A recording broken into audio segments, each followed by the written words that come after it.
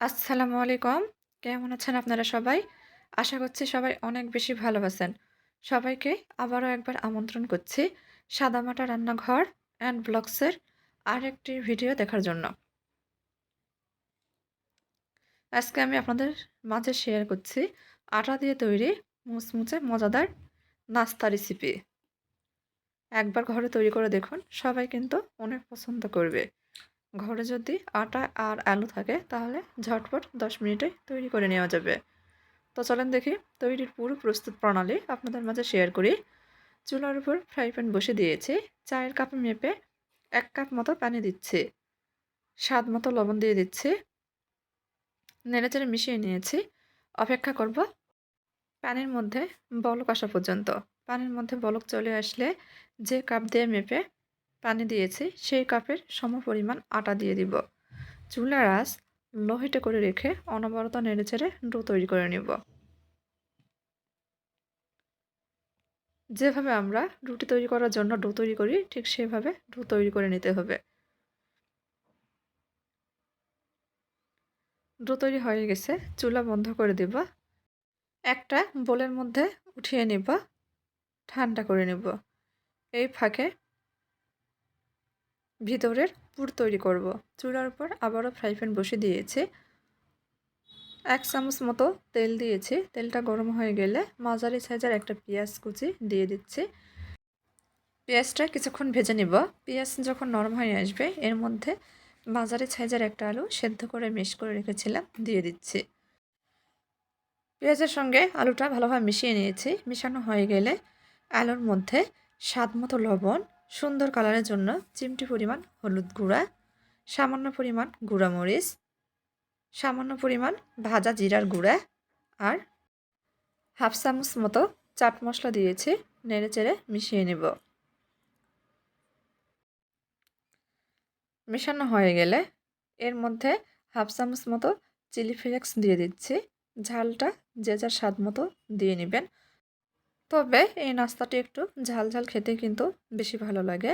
ভালোভাবে মিশিয়ে নিয়েছি। ১ মিনিট মতো আলুর পুর রান্না করে নিয়েছি। চুলা বন্ধ করে দিব, উঠিয়ে নেব।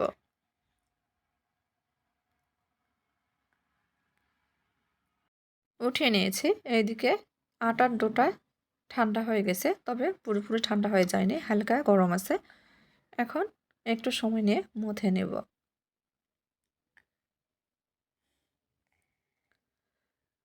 মথে নরম ডো তৈরি করে নিয়েছি। রেস্টে রাখবো না, সঙ্গে সঙ্গে বেলে নেব। এখানে একটা পিঁড়ি নিয়েছি। পিঁড়ির উপর সামান্য পরিমাণ আটা ছড়িয়ে দিব। পুরো আটার ডোটাই নিয়ে নিয়েছি। হালকা হাতে বেলে নেব।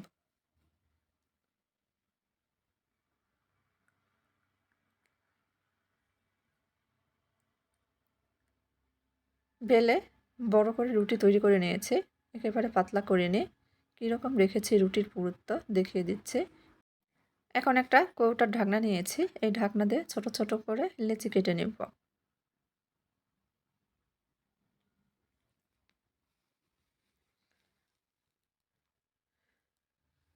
রুটির বাড়তি যে অংশ আছে সেটা আবারও বেলে লেচি কেটে নেব।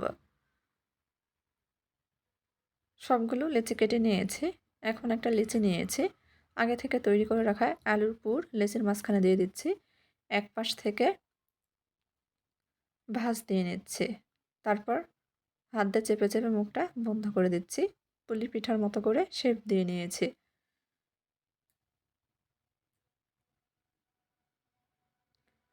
একটা পিঠা তৈরি করে নিয়েছি। এভাবে সবগুলো পিঠাই তৈরি করে নেব।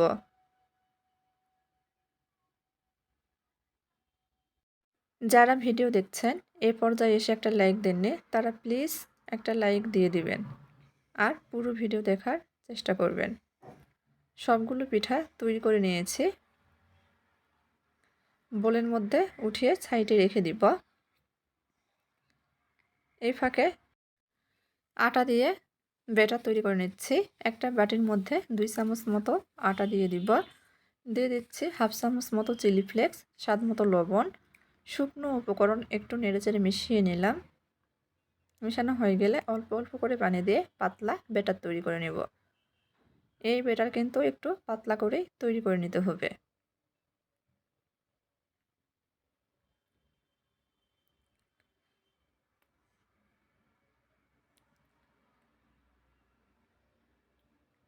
কতটা পাতলা রেখেছি দেখে বুঝতে পাচ্ছেন। ঠিক এইরকম পাতলা করে তৈরি করে নিতে হবে। এখন এর মধ্যে সামান্য পরিমাণ ধনিয়া পাতা কুচি দিয়ে দিচ্ছি, আবারও নেড়েচেড়ে মিশিয়ে নিচ্ছি। তৈরি করে রাখা পিঠাগুলো বেটারের মধ্যে চুবিয়ে সরাসরি গরম তেলের মধ্যে ছেড়ে দেব। চুলার উপর আবারও ফ্রাই প্যান বসিয়ে দিয়েছি, পর্যাপ্ত পরিমাণ তেল দিয়েছি, তেলটা গরম করে নিয়েছি। পিঠাগুলো বেটারের মধ্যে দিয়ে এপাশ ওপাশ খুব ভালোভাবে বেটার লাগিয়ে নিয়েছি। গরম তেলের মধ্যে দিয়ে দিচ্ছি। সবগুলো পিঠা একইভাবে দিয়ে দিব। চুলার আঁচ মিডিয়ামের চেয়ে কমিয়ে রেখে একটু সময় নিয়ে উল্টিয়ে পাল্টিয়ে মুচমুচে করে ভেজে নেব। একটু সময় নিয়ে ভেজে নিলে পিঠাগুলো কিন্তু অনেকটাই মুচমুচে হয় আর ভিতরে পুড়ে ঠাসা। আবারও বলছি, খেতে কিন্তু ভীষণ ভালো হয়েছিল। চাইলে ভিডিও দেখে তৈরি করে দেখতে পারেন। আশা করছি পরিবার সবাই অনেক পছন্দ করবে।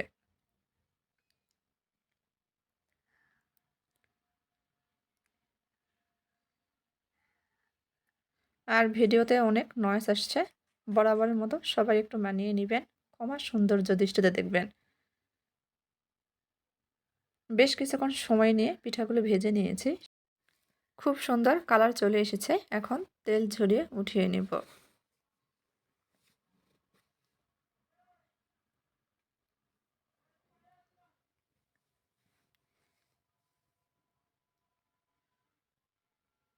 এখন আপনাদের পরিবেশন করে দেখিয়ে দিচ্ছি। দেখেন, মাশাআল্লাহ, দেখতে কতটা লোভনীয় লাগছে। এখন একটা পিঠা কাছ থেকে দেখিয়ে দিচ্ছি, ভেঙে দেখাচ্ছি যে কতটা মুচমুচে হয়েছে। এটাকে আমি পিঠাই বললাম, নাস্তা পিঠা যেটাই বলেন না কেন। তো কেমন হয়েছে অবশ্যই কমেন্ট করে জানাবেন। ভালো লাগলে দয়া করে সবাই চ্যানেলটি সাবস্ক্রাইব করে পাশেই থাকবেন। আজকের মতো এই পর্যন্তই। সবাই ভালো থাকবেন। আল্লাহ হাফেজ।